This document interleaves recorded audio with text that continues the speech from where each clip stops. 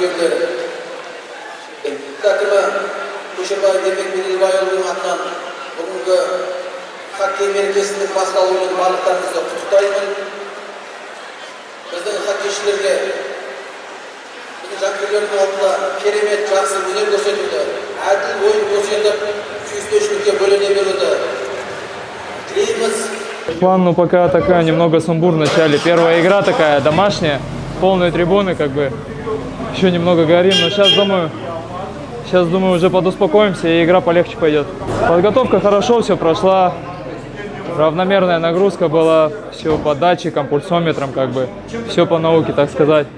План на сезон, конечно, самые высшие цели перед нами стоят, там минимум плей-офф и вообще максимально, и как хотелось бы кубок, за кубок побороться, болельщиков своих порадовать. Такие цели стоят на сезон.